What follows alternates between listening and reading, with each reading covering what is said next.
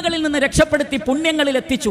വീണ്ടും ആ തിന്മയിലേക്ക് തിരിച്ചു പോകുന്നതിനെ നരകത്തിൽ എറിയപ്പെടുന്നത് പോലെ വെറുക്കുന്നവർക്ക് ഈമാനിന്റെ മധുരം ആസ്വദിക്കാൻ കഴിയും. റമളാനിലൂടെ തഖ്വയുടെ, ഇഖ്ലാസിന്റെ, ഈമാനിന്റെ, പുണ്യത്തിന്റെ ചൈതന്യവും അതേപോലെയുള്ള നന്മകളും നമ്മൾ നേടിയെടുത്തിട്ടുണ്ടെങ്കിൽ പിന്നീട് റമളാൻ കഴിഞ്ഞ് ശവ്വാൽ മാസപ്പിറവി കണ്ട് പെരുന്നാൾ നമസ്കാരവും കഴിഞ്ഞാൽ അതെല്ലാം വലിച്ചെറിഞ്ഞുകൊണ്ട് നാം വീണ്ടും തിന്മയിലേക്ക് പോവുകയാണെങ്കിൽ സ്വർഗത്തിൽ നിന്ന് ഇറങ്ങി നരകത്തിലേക്ക് പോകുന്ന ഹതഭാഗ്യവാനെ പോലെയായി ഞാനും നിങ്ങളും മാറും എന്നതിനെക്കുറിച്ച് നാം ചിന്തിക്കണം. അതുകൊണ്ട് ഒരിക്കലും തിന്മയിലേക്ക് ഇനി ഒരു തിരിച്ചുപോക്ക് വേണ്ട.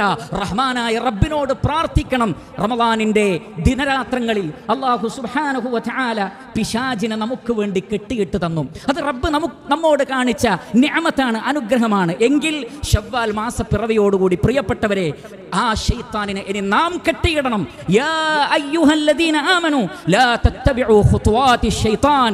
വിശ്വാസികളെ, ഈമാനുള്ളവരെ, മരണമുണ്ടെന്നും മരണാനന്തര ജീവിതമുണ്ടെന്നും അടിയുറച്ച് വിശ്വസിക്കുന്നവരെ, ലാ തത്തബിഉ ഖുതുവാതി ശൈത്താൻ, പിശാചിന്റെ കാൽപാദങ്ങളെ നിങ്ങൾ ഒരിക്കലും പിന്തുടരരുത്.